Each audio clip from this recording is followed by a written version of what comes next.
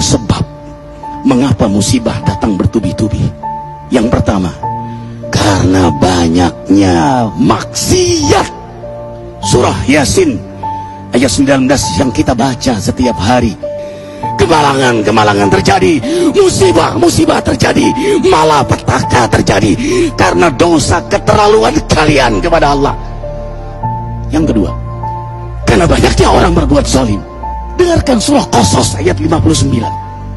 Kami tidak akan menghancurkan satu daerah kecuali para penduduknya banyak berbuat zalim. Anak durhaka pada orang tua, istri yang berani kepada suaminya, perampok, pembunuhan di mana-mana. Ini mengundang bala bencana. Yang ketiga, mengundang bala bencana karena kelakuan tangan-tangan manusia.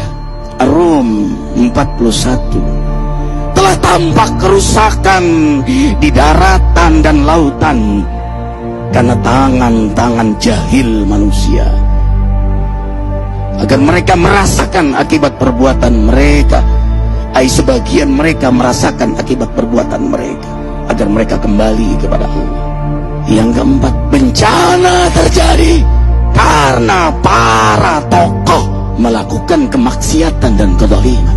Dengarkan dengan iman, wahai penduduk Indonesia yang mulia, bila kami ingin menghancurkan suatu negeri, kami perintahkan para tokohnya untuk taat kepada Allah, tapi mereka maksiat, tapi mereka berbuat zalim, tapi mereka khianat kepadaku dan kepada makhlukku. Fahaqa alaihil qaul, maka haklah untuk mereka datang bala bencana seperti kaum Ad, kaum Samud, kaum Lut, kaum Nuh. Kami hancurkan sehancur-hancurnya. Siapa tokoh itu?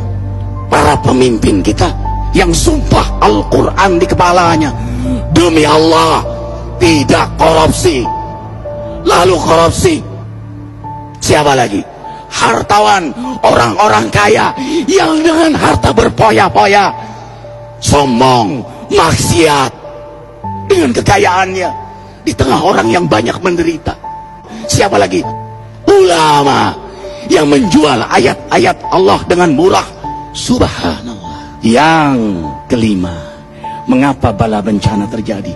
Karena orang-orang soleh, orang-orang baik diam melihat kemaksiatan dan kemungkaran. Surah Al-Anfal ayat 25. Takutlah kalian dengan musibah yang tidak hanya menimpa orang yang maksiat, orang yang berbuat zalim, tapi juga kalian orang-orang soleh. Maka masa bodoh dengan kemaksiatan bukanlah sikap seorang mukmin.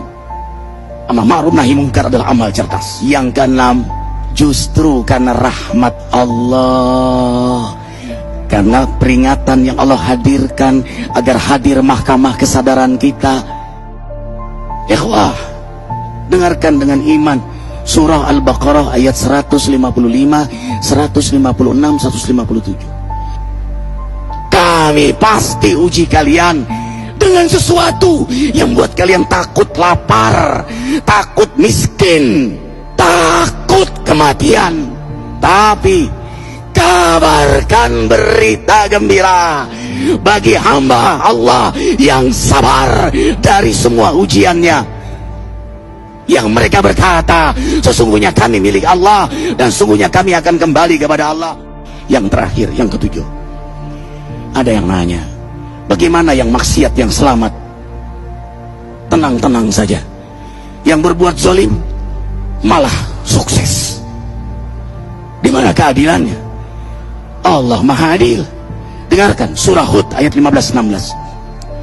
Barang siapa mencari kesenangan dunia, lalu dia menghalalkan semua cara, apa kata Allah?